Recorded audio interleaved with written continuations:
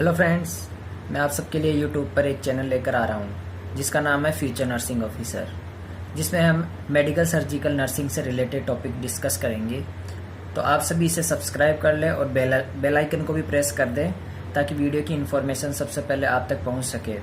और हाँ, एक बात का ध्यान रखें कि वीडियो को स्टार्टिंग से लेके लास्ट तक देखें और बीच में स्किप ना करें ताकि किसी भी टॉपिक से रिलेटेड कोई डाउट ना हो। तो आज हम सबसे पहले स्टार्ट करेंगे कार्डियोवैस्कुलर सिस्टम।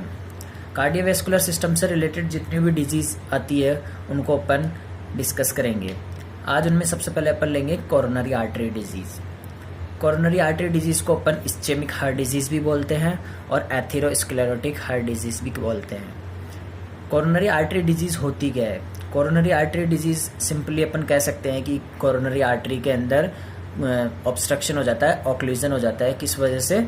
कोई भी फैट डिपॉजिट हो जाए या प्लेग फॉर्मेशन हो जाए, जिसकी वजह से वो नैरो हो जाएगी और फर्दर जो ब्लड है वो सप्लाई नहीं होगा आगे की तरफ। उसको अपन कोरोनरी आर्टरी डिजीज़ बोलते हैं। तो कोरोनरी आर्टरी डिजीज़ की अपन जैसे डेफिनेशन देखें तो क्या होता है? Coronary artery disease is defined as acute और chronic form of cardiac disability arising from imbalance between the myocardial blood flow and demand of oxygen. जो कि मैंने बताया था कि जो ऑक्लूजन हो जाता है कोरोनरी आर्टरी के अंदर, उसमें वो क्यों होता है? क्योंकि वहाँ पे जो मायोकार्डियम जो लेयर होती है मायोकार्डियम हार्ट के अंदर, उसके अंदर ब्लड का फ्लो और ऑक्सीजन की जो डिमांड होती है उसमें क्या हो जाता है? इम्बैलेंस हो जाता है, जिस वजह से क्या होता है मायोकार्डियल के अंदर सप्लाई नहीं हो पाती ढंग से। जैसे अपन दूसरी डेफिनेशन में देखते हैं जैसे कि डिक्रीज ऑक्सीजन सप्लाई और blood supply to the cardiac muscle due to the occlusion of coronary artery. ये मैंने पहले बताया आपको कि जैसे ऑक्सीजन की डिमांड कम हो जाएगी और ब्लड सप्लाई की कम हो जाएगी, उससे क्या होगा? ऑक्लूजन हो जाएगा कोरोनरी आर्टरी के अंदर। फिर नेक्स्ट देखते हैं, it is a group of clinical disorder develop due to the obstruction in the coronary artery. वही कोरोनरी आर्टरी के अंदर ऑब्स्ट्रक्शन हो जाता है जिसकी वजह से ऑक्लूजन हो जाता है। और कोरोनरी आर्टरी डिजीज़ को अपन इस्चेमिक हार्ट डिजीज़ भी बोलते हैं। अब इस्चेमिक हार्ट डिजीज़ क्यों बोलते हैं? क्योंकि इसमें मोस्टली जो कॉमनली इन्वॉल्व होती है इस्चेमिक हार्ट डिजीज़ के अंदर वो होती है कोरोनरी आर्टरी, जिस वजह से अपन इसको क्या बोलते हैं? इस्चेमिक हार्ट डिजीज़ को कोरोनरी आर्टरी डिजीज़ भी बोलते हैं। फिर अपने को ये पता होना चाहिए कि कोरोनरी आर्टरी डिजीज़ होती कौन कौन सी है और इसके अंदर कौन कौन सी डिजीज़ आती है। तो इसके अंदर आती है सबसे पहले कोरोनरी एथेरोस्क्लेरोसिस, फिर आती है एंजाइना पेक्टोरिस के बाद आती है मायोकार्डियल इन्फार्क्शन। तो अपन है ना सभी को डिस्कस करेंगे तीनों को। उसमें सबसे पहले आज अपन देखेंगे कोरोनरी एथेरोस्क्लेरोसिस। कोरोनरी एथेरोस्क्लेरोसिस की जो डेफिनेशन होती है वो देखते हैं सबसे पहले अपन। It is a type of atherosclerosis in which due to the deposition of LDL cholesterol or lipid behind the endothelial lining of the coronary artery and may result previously flexible artery convert into the hard sclerotic artery। इसमें इसकी जो definition है उसमें क्या है कि जो coronary artery होती है उसके अंदर क्या डिपोजिशन हो जाता है? Low density lipoprotein, cholesterol, lipid, fat वगैरह उसकी जो इनर लाइनिंग होती है उसके अंदर डिपॉजिट हो जाता है। अब जो इनर लाइनिंग के अंदर आर्टरी के अंदर जो डिपोजिशन होगा उसकी वजह से क्या होगा? वो जो आर्टरी है वो क्या हो जाएगी? जो पहले थी क्या? फ्लेक्सिबल आर्टरी किसके अंदर कन्वर्ट हो जाएगी?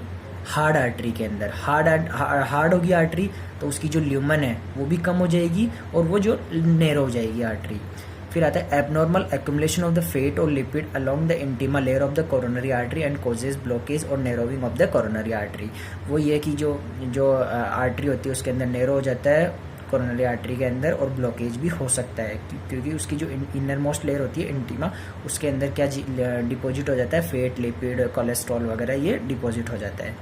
अब देखते हैं अपन ये एथेरोस्क्लेरोटिक हार्ट डिजीज़ होती क्या है, उसके कौन कौन से रीज़न होते हैं, कॉजेज कौन कौन से होते हैं। तो सबसे पहले अपन देखते हैं इटियोलॉजी के अंदर पहला होता है इसका इडियोपैथिक। अपने को सबको पता है कि इडियोपैथिक क्या होता है। इडियोपैथिक वो होता है जिसके अंदर जिसका कोई रियल कोज पता नहीं हो, अननोन हो, उसको अपन इडियोपैथिक बोलते हैं। फिर देखते हैं सेकंड, लिपिड प्रोफाइल डिस्टर्बेंस। अगर लिपिड प्रोफाइल डिस्टर्बेंस चेक करते हैं पेशेंट के अंदर, उस लिपिड प्रोफाइल डिस्टर्बेंस के अंदर अपन कोलेस्ट्रॉल का लेवल देखते हैं। कोलेस्ट्रॉल का लेवल अगर 200 से मोर होगा तो उससे क्या होगा? जो कोरोनरी एथेरोस्क्लेरोसिस होने के चांसेस हो सकते हैं और हुए हुए हो सकते हैं। और उसके अंदर अपन क्या देखेंगे, लिपिड प्रोफाइल टेस्ट के अंदर सबसे पहले अपन देखेंगे एलडीएल का लेवल, एचडीएल का लेवल। अगर एलडीएल का लेवल बढ़ा हुआ होगा तो ऑब्वियसली कोरोनरी एथेरोस्क्लेरोसिस 100% हुआ होगा। और उसके बाद एचडीएल का लेवल देखेंगे, अगर एचडीएल का लेवल कम है तो भी उसके अपन मान लेंगे कि देख लेंगे कि कोरोनरी एथेरोस्क्लेरोसिस हो चुका है। अब अपने को पता होना चाहिए कि बॉडी के लिए अच्छा कोलेस्ट्रॉल कौन सा होता है और बैड कोलेस्ट्रॉल कौन सा होता है। तो एचडीएल होता है वो अपनी बॉडी के लिए क्या होता है, बैड कोलेस्ट्रॉल होता है, और एचडीएल होता है वो गुड कोलेस्ट्रॉल होता है। तो वैसे तो अपनी बॉडी के अंदर एचडीएल का लेवल बढ़ा हुआ होना चाहिए और एलडीएल का कम, लेकिन इसके अंदर जस्ट अपोजिट हो जाता है। इस वजह से कोरोनरी एथेरोस्क्लेरोसिस होने के चांसेस बढ़ जाते हैं। फिर देखते हैं अपन कुछ ऐसे रिस्क फैक्टर या प्रीडिस्पोजिंग फैक्टर जिनकी वजह से एथेरोस्क्लेरोसिस हो सकता है। तो सबसे पहले अपन इनको 2 टाइप्स में डिवाइड किया है, मॉडिफाइबल रिस्क फैक्टर और non modifiable risk factor. Modifiable risk factor अपने को पता होना चाहिए कि कौन कौन से होते हैं। मॉडिफाइबल रिस्क फैक्टर वो होते हैं जिनको अपन मॉडिफाई कर सकते हैं, चेंज कर सकते हैं। तो अपन सबसे पहले देखते हैं modifiable risk factor. Modifiable risk factor में आता है पहला एक्सेसिव अल्कोहल कंजप्शन। अगर पेशेंट अल्कोहल कंजप्शन कर रहा है एक्सेसिव अमाउंट में तो उसके चांसेस बढ़ जाएंगे कोरोनरी एथेरोस्क्लेरोसिस होने के। हाई फाइबर डाइट जो कि क्या करेगी, उसमें कोरोनरी के अंदर एथेरोस्क्लेरोसिस का फॉर्मेशन होने में हेल्पफुल करेगी। हाई फैट डाइट, फिर स्ट्रेस और anxiety, increase intake of sodium, ये सब क्या कोज करेगा, जो एथेरोमा फॉर्मेशन होता है उसको कोज करता है। फिर आता है sedentary life style. Sedentary life style में क्या है कि अपन जो भी बाहर का खाना वगैरह खाते हैं, हाई फैट डाइट वगैरह, जो पिज़्ज़ा वगैरह, ये बाहर की जो चीज़ें खाते हैं ना, जिनके अंदर स्पाइसी फूड वगैरह होता है, उनको सेडेंट्री लाइफ स्टाइल में बोलते हैं। फिर आता है ओबेसिटी, स्मोकिंग। स्मोकिंग भी एक one of the most important cause है। टोबैको यूज, डायबिटीज़ मेलाइटस जो पेशेंट होता है उसके अंदर भी इसके चांसेस होने के बढ़ जाते हैं, कोरोनरी एथेरोस्क्लेरोसिस होने के। ऐसे ही हाइपरटेंशन के पेशेंट में भी इसके चांसेस बढ़ जाते हैं। और हाई होमोसिस्टिन लेवल, अगर होमोसिस्टिन लेवल बढ़ा हुआ है किसी भी पेशेंट का तो उसके एथेरोस्क्लेरोसिस होने के चांसेस बढ़ जाते हैं। तो अब अपन इंपॉर्टेंट क्वेश्चन देखते हैं। कभी कभार कंपटीशन एग्जाम में पूछा जाता है कि स्मोकिंग क्या कोज करता है। तो स्मोकिंग क्या कोज करता है कि स्मोकिंग के अंदर निकोटीन होता है, जो कि निकोटीन लेवल अपने लिए बॉडी के लिए हार्मफुल होता है। अब निकोटीन क्या होगा, स्मोकिंग करेगा कोई भी पेशेंट तो उसकी निकोटीन का लेवल बढ़ जाएगा ब्लड के अंदर, और निकोटीन का ब्लड बढ़ेगा तो क्या कोज करेगा, वो वेजोस्पाज्म करेगा। और वेजोस्पाज्म को अपन क्या कर सकते हैं, वेजो कंस्ट्रिक्शन भी कर सकते हैं। तो वेसल्स को कंस्ट्रिक्ट कर देगा, उनके ल्यूमन को कम कर देगा, ताकि ब्लड ऑब्स्ट्रक्ट हो जाएगा और आगे फर्दर ब्लड का सप्लाई नहीं होगा। फिर क्या करता है ये स्मोकिंग, एक और कोज करता है कि ये क्या करता है, ब्लड वेसल्स होती है उनकी थिकनेस को कम कर देता है। उससे भी क्या होगा, नैरो हो जाएगी जो ब्लड वेसल्स। फिर उसके अलावा एक स्मोकिंग और क्या कोज कर सकता है, स्मोकिंग क्या करता है, स्मोकिंग के अंदर अपने को सबको पता है कि कार्बन मोनोऑक्साइड होती है। वो क्या अगर कोई पेशेंट स्मोकिंग करेगा तो उसके ब्लड में कार्बन मोनोऑक्साइड जाएगी। कार्बन मोनोऑक्साइड जाएगी तो वो क्या कोज करेगी, वो नॉर्मली जो हीमोग्लोबिन है वो किससे बाइंड होता है, ऑक्सीजन से। अब जो क्या होगा, जो पहले ऑक्सीजन से बाइंड हो रहा था हीमोग्लोबिन, अब वो क्या करेगा, कार्बन मोनोऑक्साइड से बाइंड हो जाएगा। क्योंकि जो बाइंडिंग कैपेसिटी होती है हीमोग्लोबिन की किससे, कार्बन मोनोऑक्साइड से, वो 200 मोर टाइम्स होती है। इसलिए वो ऑक्सीजन से तो बाइंड होगा नहीं हीमोग्लोबिन, और किससे बाइंड हो जाएगा, कार्बन मोनोऑक्साइड से बाइंड हो जाएगा। तो ये इंपॉर्टेंट क्वेश्चन है बनता है स्मोकिंग से। और दूसरा, हाई होमोसिस्टिन लेवल अगर बढ़ा हुआ होगा तो उसके कौन से पेशेंट के अंदर उसके चांसेस, कौन से डिजीज होने के चांसेस बढ़ जाएंगे, वो आता है कोरोनरी एथेरोस्क्लेरोसिस। फिर आता है non modifiable risk factor second, ऐसे रिस्क फैक्टर जिनको अपन मॉडिफाई नहीं कर सकते, मतलब चेंज नहीं कर सकते। इसमें सबसे पहले आता है एज, एडवांस एज। एज के अंदर अगर कोई भी पर्सन ओवर एज हो रहा है, मतलब जैसे 40 एज के अबाव हो रहा है तो उसके चांसेस बढ़ जाते हैं। ऐसे ही सेक्स के अंदर, मेल के अंदर चांसेस बढ़े हुए होते हैं, फीमेल के अंदर चांसेस कम होते हैं कोरोनरी एथेरोस्क्लेरोसिस होने के। ऐसा क्यों होता है, ऐसा इसलिए होता है क्योंकि फीमेल के अंदर जो ईस्ट्रोजन का लेवल है वो बढ़ा हुआ होता है, इस वजह से उनके अंदर चांसेस कम होते हैं। लेकिन अगर कोई भी फीमेल आफ्टर मीनोपोज अगर उसके चांसेस बढ़ रहे हैं, मतलब आफ्टर मीनोपोज अगर कोरोनरी एथेरोस्क्लेरोसिस होने के चांसेस बढ़ जाते हैं, क्योंकि ड्यू टू द एस्ट्रोजन। और अगर पेशेंट अगर बिफोर मीनोपोजल कोई भी फीमेल अगर स्मोकिंग कर रही है या ओरल कॉन्ट्रासेप्टिव्स यूज़ कर रही है ज़्यादा अमाउंट में, तो फिर उसके चांसेस बढ़ जाएंगे किसके, कोरोनरी एथेरोस्क्लेरोसिस होने के। ऐसे ही कोई जेनेटिक होगा, फैमिली हिस्ट्री, जैसे कोई भी पेशेंट के अगर पेरेंट्स को हो रखा है कोरोनरी एथेरोस्क्लेरोसिस, तो उसके ऑफ स्प्रिंग वगैरह में भी होने के चांसेस बढ़ जाते हैं। ऐसे रेस का मतलब होता है प्रजाति में जैसे चांसेस जो अफ्रीकन साइड के जो पीपल होते हैं उनके अंदर इसके चांसेस होने के बढ़ जाते हैं, और ब्लैक पीपल्स के अंदर भी इसके चांसेस बढ़ जाते हैं। ब्लैक पीपल्स उधर अफ्रीकन साइड के होते हैं और उनमें चांसेस बढ़ जाते हैं। फिर उसके बाद अपन देखते हैं इसकी पैथोफिजियोलॉजी। पैथोफिजियोलॉजी क्या होती है कि कोई भी डिजीज़ होने की मतलब कहाँ से स्टार्ट हुई और वो कहाँ तक एंड हुई, मतलब उसकी जो प्रोग्रेस होती है डिजीज़ की वो कैसे होती है, वो अपन पैथोफिजियोलॉजी में देखेंगे। जैसे अपन ने देखा कोई भी इटियोलॉजिकल फैक्टर होगा उससे क्या होगा, इंक्रीज कोलेस्ट्रॉल लेवल बढ़ जाएगा, और इंक्रीज कोलेस्ट्रॉल लेवल बढ़ेगा तो उससे क्या होगा, एंडोथेलियल डैमेज होगी ब्लड वेसल्स की, और एंडोथेलियल ब्लड वेसल्स की डैमेज होगी तो क्या होगा, प्लेटलेट्स और लिपिड्स वगैरह उसमें एक्यूमुलेट हो जाएगा, और एक्यूमुलेट होकर क्या बना लेगा, वो एथेरोमेटस प्लाक बना लेगा। एथेरोमेटस प्लाक बनेगा तो वो फिर डिस्ट्रप्शन होगा। डिस्ट्रप्शन का मतलब होता है टूटेगा, वो प्लाक टूटेगा और वो क्या करेगा, ब्लड जो कोरोनरी वेसल्स होती है उनको ब्लॉकेज कर देगा। ब्लॉकेज मतलब उन्हीं को क्यों करेगा, क्योंकि उनकी जो थिकनेस होती है वो बहुत कम होती है कोरोनरी आर्टरीज की या वेसल्स की, तो उनको कोज कर देगा, ब्लॉकेज कर देगा, और आगे फर्दर मायोकार्डियम को ब्लड सप्लाई नहीं होगी। तो ये होती है इसकी पैथोफिजियोलॉजी। फिर उसके बाद आता है साइन सिम्टम्स। साइन सिम्टम्स में इसका मोस्ट कॉमन साइन सिम्टम होता है सडन ऑनसेट चेस्ट पेन और चेस्ट हैवीनेस।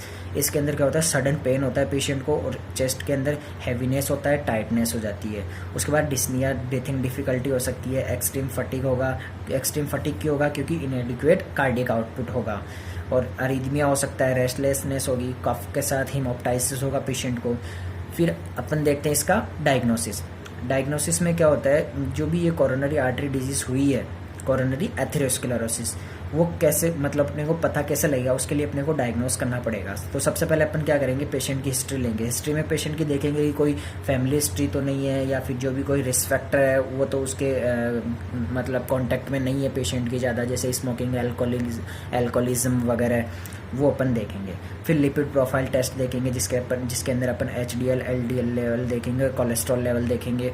फिर बेसलाइन ECG करेंगे, ECG से अपने को पता लग जाएगा। स्ट्रेस ECG या एक्सरसाइज ECG देखेंगे। फिर कार्डियक एंजाइम टेस्ट देखेंगे। कार्डियक एंजाइम टेस्ट में अपन बायोमार्कर वगैरह देखेंगे, उनका लेवल बढ़ा हुआ होगा या बढ़ा हुआ है, या कौन से CKMB का है, CKBB का है, वो अपन इसके अंदर देखेंगे। फिर उसके बाद अपन देख सकते हैं CT कर सकते हैं, MRI कर सकते हैं, और रेडियो आइसोटोप टेस्ट करते हैं। फिर उसके बाद ये अपन डायग्नोस कर लेंगे कि अपने को पता हो जाएगा कि पेशेंट को कोरोनरी एथेरोस्क्लेरोसिस हो रखा है। फिर उसके बाद अपन क्या करेंगे, उसका मैनेजमेंट करेंगे।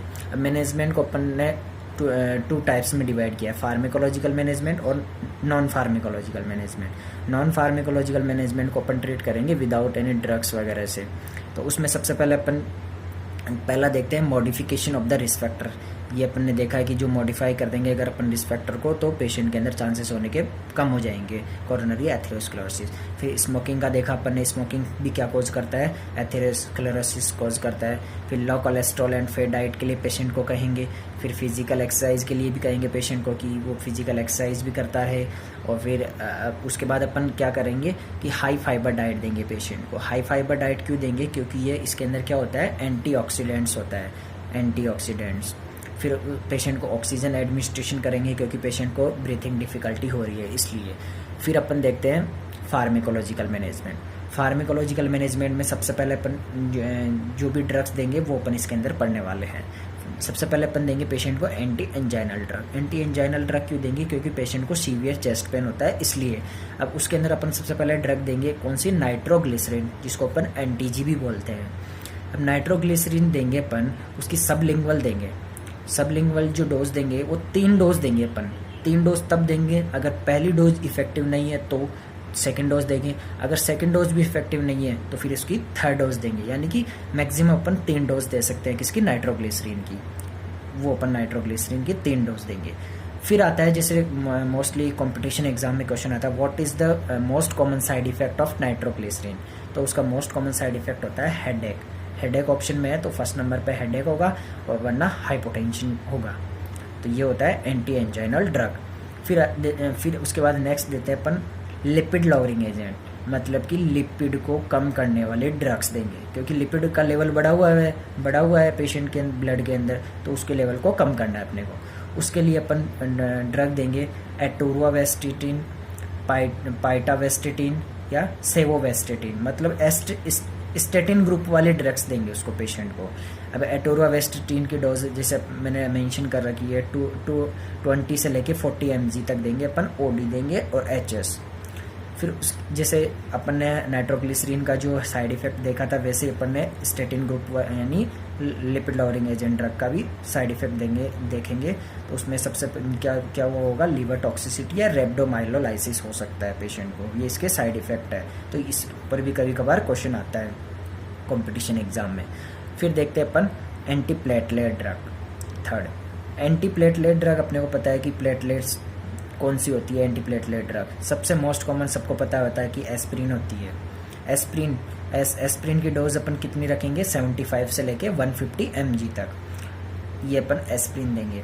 फिर एस्प्रिन, फिर क्वेश्चन पूछा जाता है कभी कभार कंपटीशन एग्जाम में कि एस्प्रिन ऐसी कौन सी ड्रग होती है, एंटी प्लेटलेट ड्रग, जिसको अपन कॉन्ट्राइंडिकेटेड रखते हैं चिल्ड्रन के अंदर। तो उसका आंसर होगा एस्प्रिन। या ऐसे भी पूछ सकता है कि एस्प्रिन कौन सा बच्चों के अंदर कौन सा सिंड्रोम क्रिएट करती है या कोज करती है, उसका आंसर होगा रिलेज सिंड्रोम। ये इंपॉर्टेंट क्वेश्चन है, रिलेज सिंड्रोम। फिर एस्प्रिन के अलावा अपन दे सकते हैं क्लोपिडोग्रिल भी मोस्ट कॉमन एग्जाम्पल होता है किसका, एंटी प्लेटलेट ड्रग का। फिर इसकी जो डोज होगी वो कितनी होगी, 75 mg क्लोपिडोग्रिल का। फिर देखते हैं अपन फोर्थ नंबर पे एंटीकोगुलेंट ड्रग। एंटीकोगुलेंट के अंदर क्या होगा कि ऐसी ड्रग जो ब्लड कोगुलेट हो गया है उसको क्या करती है, मतलब जो ब्लड जो कोगुलेट हो गया उसको वापस से मतलब आगे की तरफ फ्लो करने के लिए हेल्पफुल करती है। उसमें सबसे पहले कौन सा एग्जांपल देंगे, हिपेरिन, मतलब अपन कह सकते हैं ब्लड को थोड़ा पतला करने के काम में आती है। कौन सी, हिपेरिन ड्रग।